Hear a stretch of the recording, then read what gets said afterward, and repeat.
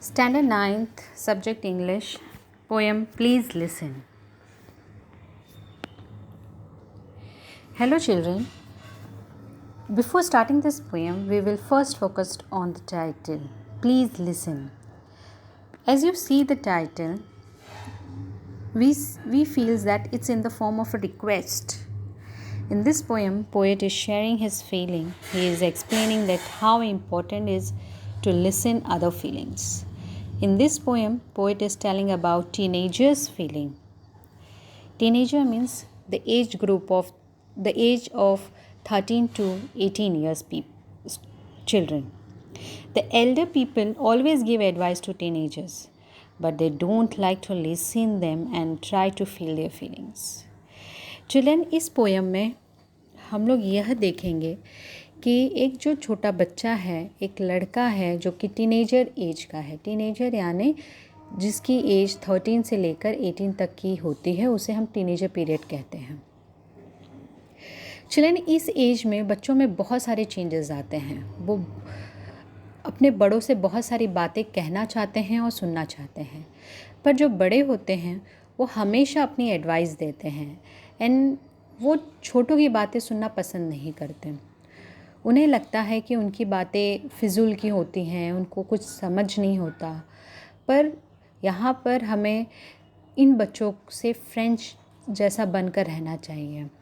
तो एक पेरेंट्स को हमेशा अपने बच्चों के साथ फ्रेंड्स के जैसे रहना चाहिए, ताकि वो उनसे अपनी हर प्रॉब्लम, हर चीज़ें शेयर कर सके, उनसे बातें कर सके और उनकी चीज़ों को सुन सके. So in this poem, the poet is very angry because his parents is not listening to him and he is sharing his feeling.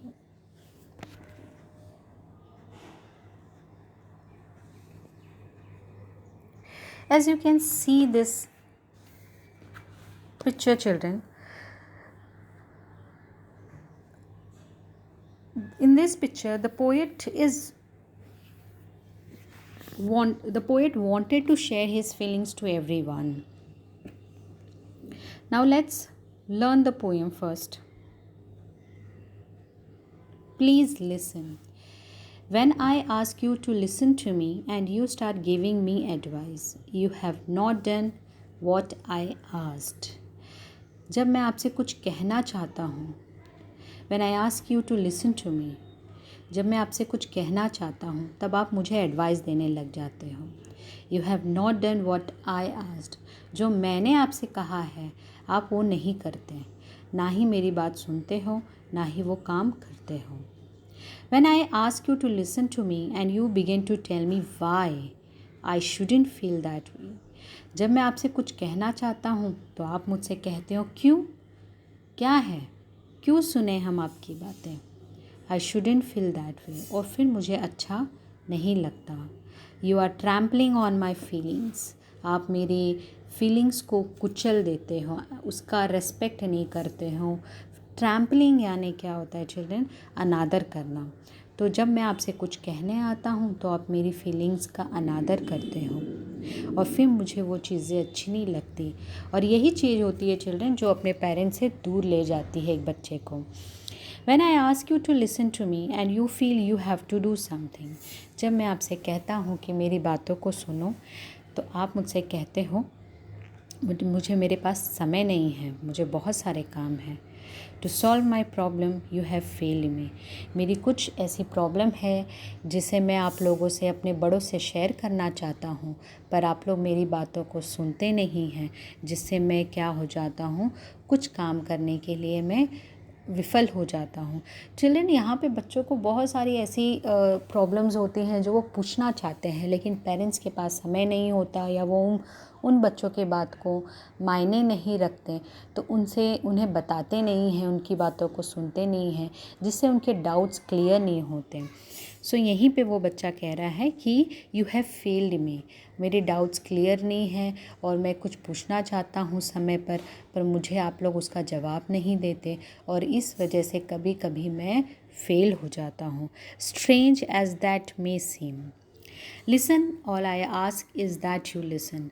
मैं आप लोगों से कहना चाहता हूँ कि सुनो मेरी बातों को, सुनो। यहाँ पे पोएट बहुत ही एग्रेसिव है। Don't talk or do, just hear me. कुछ मत कहो, सिर्फ मेरी बातों को सुनो। Advice is cheap, 20 cents will get. Poet कहता है कि एडवाइस जो है वो बहुत ही सस्ता है, 20 सेंट में, 20 पैसे में मिलेगा। You both dear Abby and Billy Graham in the same newspaper. ये तो कहीं पे भी किसी भी न्यूज़पेपर के कॉलम में भी मिल जाएगा। यानी जो आप बड़ों, पोएट कहता है जो बड़े हमें एडवाइस देते हैं वो सभी लोग आसानी से देकर चले जाते हैं, बट उसकी फीलिंग को समझते नहीं हैं।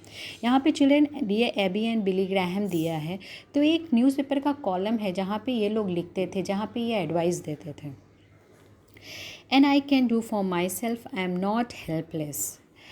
और ये कहता है, पोएट कहता है कि मैं अपनी काम खुद कर सकता हूँ, मैं हेल्पलेस नहीं हूँ। May be discourage and faltering but not helpless. हाँ, कभी कभी मैं डिस्करेज हो जाता हूँ, यानी मुझ में साहस नहीं रहता। डिस्करेज यानी साहस न रहना। तो पोएट कहता है कि हाँ, कभी कभी मुझ में साहस नहीं रहता, या मैं फैल्टरिंग यानी मेरे में कॉन्फिडेंस भी नहीं होता। But I am not helpless, लेकिन मैं असहाय नहीं हूँ, मैं अपने कामों को कर सकता हूँ। कॉन्फिडेंस धीरे धीरे बनेगा मेरा, और मैं साहस भी जुटा सकता हूँ, और मैं अपने कामों को कर सकता हूँ। When you do something for me that I can and need to do for myself. जब आप मेरे काम, जो काम को मैं कर सकता हूँ और उसमें अगर आप इंटरफियर करने लग जाते हो, मेरे कामों को कहते हो कि नहीं तुम नहीं कर पाओगे, और मैं आप सभी करने लग जाते हो, तो इस वजह से मेरे अंदर का जो डर होता है वो और भी डर मेरे अंदर वो चीज़ें पैदा हो जाती हैं। सो मैं अपने कामों को कर सकता हूँ। I am able to do anything, I don't need your helps.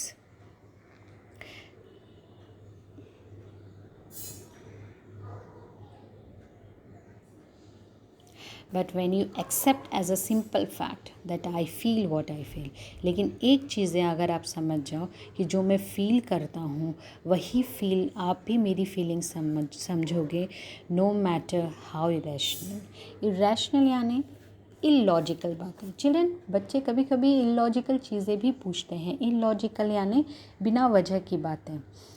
तो इलॉजिकल चीज़ें भी पूछते हैं, तो हमें उनका जवाब ज़रूर देना चाहिए, उन्हें समझाना चाहिए कि ये चीज़ें ऐसे नहीं ऐसे होती हैं। सो ये बच्चा कहता है कि अगर आप मेरी फीलिंग को समझो, मेरी बातों को सुनो, भले वो कैसी भी बातें हैं, इरेशनल बातें हैं, then I can stop trying to convince you. अगर आप मेरी बातों को समझोगे, मेरी फीलिंग को समझोगे, तो मुझे ये जो आज मैं आप लोगों से कन्विंस कर रहा हूँ वो मुझे कन्विंस करने की ज़रूरत नहीं पड़ेगी। And get about this business of understanding what's behind this irrational feeling. And get about this business of understanding what's behind. और फिर मैं ये चीज़ें छोड़ दूँगा, that's this irrational feeling. And when that's clear, the answer are obvious and I don't need advice. अगर ये सब चीज़ें क्लियर होती या तो फिर मेरा आंसर यही होता कि I don't need एडवाइस। यानी बच्चा कहना चाहता है कि अगर आप मेरी बातों को समझते तो मुझे इतना आप समझ सकते थे कि मुझे एडवाइस की ज़रूरत नहीं होती। Irrational feeling makes sense when we understand what's behind them. Irrational feelings make sense, यानी कभी कभी जो इरेशनल बेवजह की जो बातें होती हैं, कभी कभी वो भी सेंस यानी वो भी महत्वपूर्ण होती है। We understand what's behind them, हमें उसे समझना चाहिए कि वो क्यों पूछा गया है या उस बच्चे ने ऐसी क्वेश्चन क्यों की है। Perhaps that's why prayer works sometimes. Children, यहाँ पे बच्चा इतना थक चुका है अपने पेरेंट्स को बोलते बोलते, उनकी रिक्वेस्ट करते हुए कि उनकी बातों को सुनो, तो इसलिए वो अब कहता है कि इससे अच्छा तो है कि हम भगवान की प्रेयर करते हैं।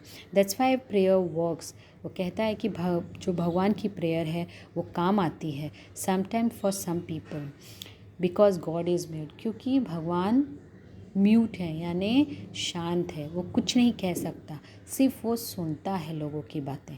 इसलिए चिल्ड्रन, हम सभी लोग भगवान के पास जाते हैं और मन ही मन अपनी हर चीज़ें उनसे कहते हैं, और वो अगर स्ट्रॉन्ग फीलिंग्स है चिल्ड्रन, पॉजिटिव चीज़ है, तो वो ज़रूर पूरा करते हैं, पूरा या पूरी हो जाती है। सो यहाँ पे पोएट कहता है कि ये जो लोग इसलिए प्रेयर करते हैं क्योंकि भगवान क्या है, शांत है, वो कभी किसी की अपनी एडवाइस कभी किसी को एडवाइस नहीं देता, बट वो लोगों की बातें सुनता है। And he doesn't give advice to try to fix things. वो लोगों की बातें सुनता है, समझता है, लेकिन अपनी एडवाइस उन पर थोपता नहीं है। God just listen and let's you work it out for yourself.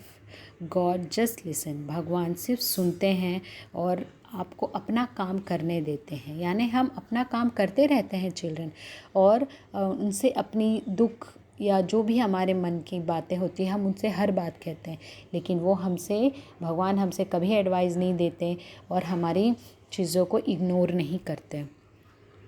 And it God just listen and lets your work it out for yourself. So please listen and just hear me, इसलिए please मेरी बातों को सुनो और सिर्फ सुनो। And if you want to talk wait a minute, और अगर आप लोगों को भी कुछ बातें कहनी हैं तो रुको थोड़े समय, for your turn and I will listen to it.